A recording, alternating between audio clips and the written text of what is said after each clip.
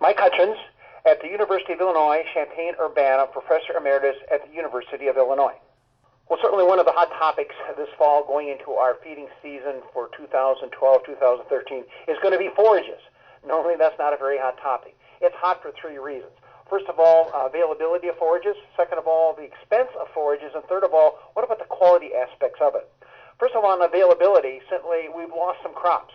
Many areas of the United States, due to the drought, we did not get a third or fourth or fifth crop. In some cases, we didn't have adequate water to get very high tonnage. The good news is most of those crops are going to be fairly high quality under those growing conditions.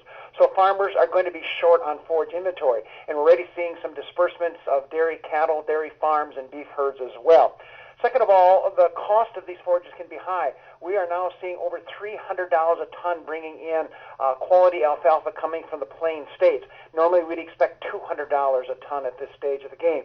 So certainly forages are going to be expensive if we're going to have to purchase them.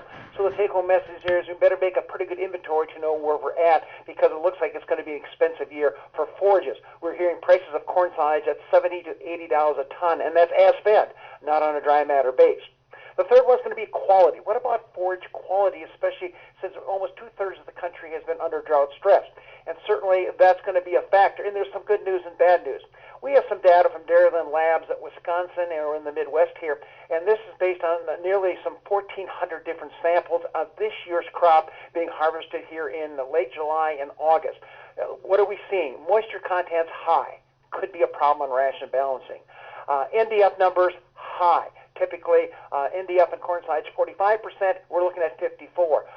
So certainly more fiber and fill factors there. The good news is that fiber appears to be more digestible due to the growing conditions. The NDF digestibility at 30 hours, which is kind of the goal ribbon mark in terms of looking at forage digestibility, 59%. A number over 55 is considered quite good. The big concern, starch. Normally over 30% starch in these corn silages. We're running 10 to 11%. And then the good news is sugar is up. Normally about 1%. Now we're at 7%. So the take-home message on this in terms of quality simply means we better be testing, because obviously there's going to be a great deal of variation depending on the amount of moisture you had, the planting dates, chopping times, moisture contents, and fermentation rates. It also implies we better be careful with inoculants, because as we see more sugar, it probably indicates a slightly different inoculation program with a forage inoculant than you would, say, if you had a more traditional crop out there as well. Another aspect on quality is going to be nitrates. And nitrates have been and are in these corn plants out here. Again, looking at some of the data here, the numbers can be quite high. The magic number, and be careful, you got to be looking either at nitrates, which would be like 17,000 parts per million, or nitrate nitrogen, which would be 4,000. So there's your first take-home message. You got to be sure when you test, you know which form of nitrates you're going to be looking at this stage of the game. It was interesting, the data that we got, again, from the forage testing labs. Nebraska, for example, had 23% we considered dangerous feeds. Come to Illinois, we basically had no feeds in that danger category, but basically elevated numbers in about 13 to 20%. So it's there. Again, the take-home message will be to test the feed after ensiling. Why do we say ensiling? Because we expect to see anywhere from 30 to 40 to 50% disappearance of the nitrates as silo gas.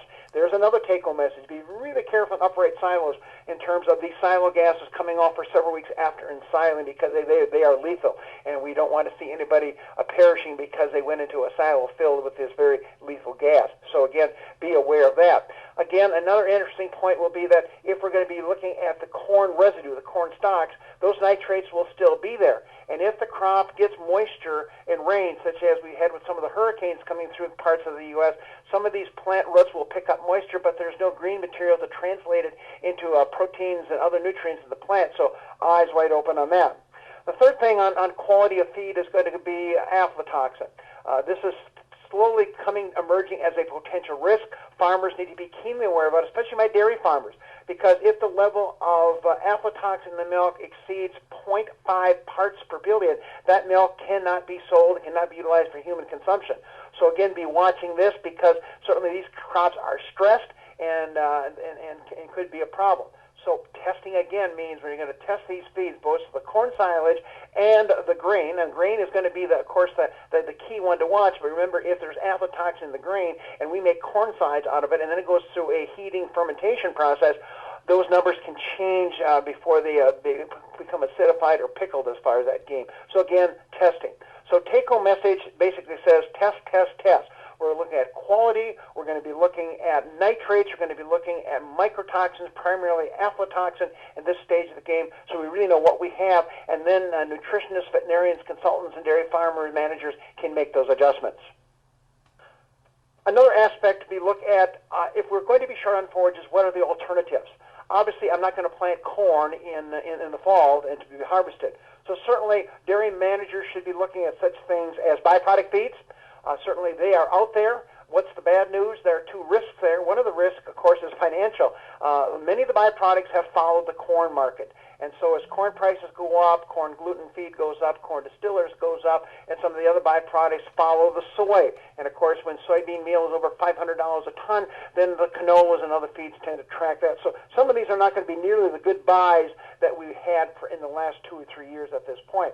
Another watch out will be on the corn products, especially distillers grains.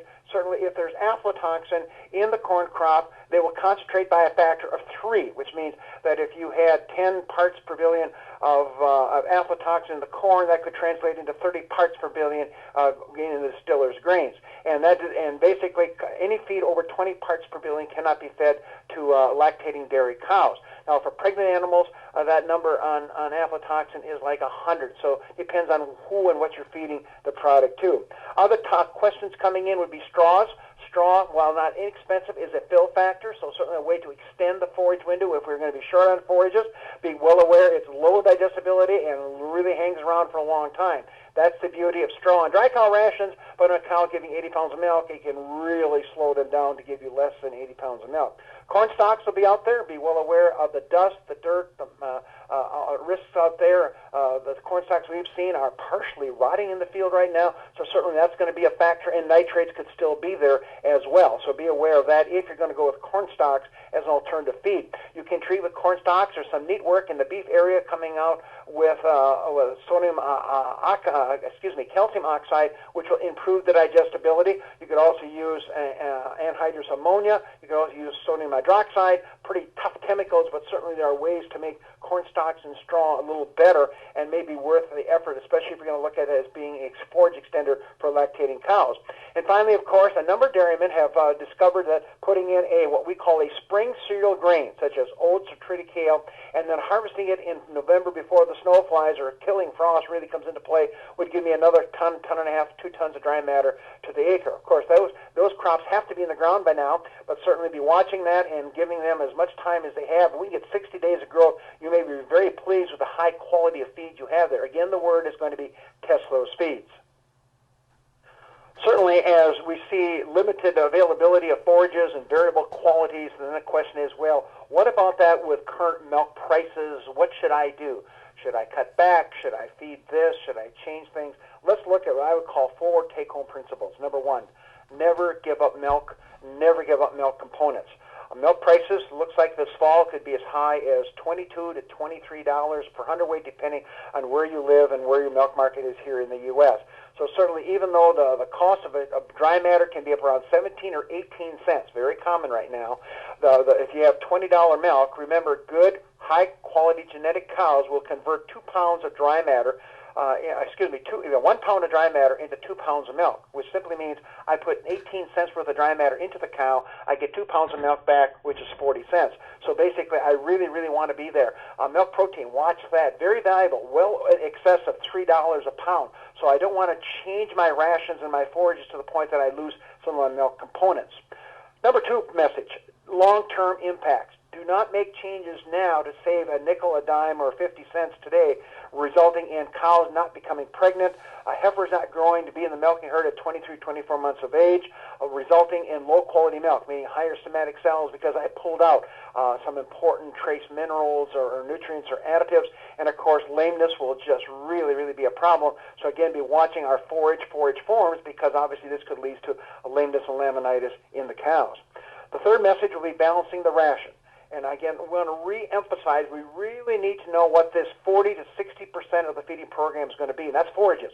So certainly I think we should be looking at forage testing as an investment, not a cost. I think that's a very important concept. Much like a hoof trimmer. Hoof trimmers should not be an expense, they should be an investment. So we balance rations. We're going to be looking at with these forages that are a bit unusual in some parts of the U.S., we're going to look at what's the level of rumen-fermentable carbohydrates. That is going to be your sugars, your starches, and your soluble fibers. That's the fuel for the bacteria. Number two, what's the metabolizable protein levels? Metabolizable protein is what the bacteria synthesize and what's coming from the rumen undegraded protein fraction of the feedstuff. And again, forages can really cheat those numbers, both in terms of rumen fermentable carbohydrates, metabolizable protein. You cannot cheat the cows. Finally, we're going to look at and balancing what's the fiber levels, because it's going to have a direct impact on dry matter intake and fill factors as far as that goes. Again, this whole section here is just screaming for accurate feed information to build and balance rations. My last point is farmers and nutritionists monitor dry matter intake and feed efficiency. Feed efficiency simply says how many pounds of milk do I get per each pound of dry matter. We've got to make sure we keep our herds up around 1.5 pounds of milk, 3.5 fat-corrected milk per pound of dry matter intake. This reflects certainly the maintenance requirements of these cows, the growth requirements. It's all rolled into one interesting number. And of course, you and I will follow income over feed costs because that's the bottom line. And the good news is, at least in the next several months, it looks like our milk prices will be modestly strong so that we can afford to balance and build solid programs.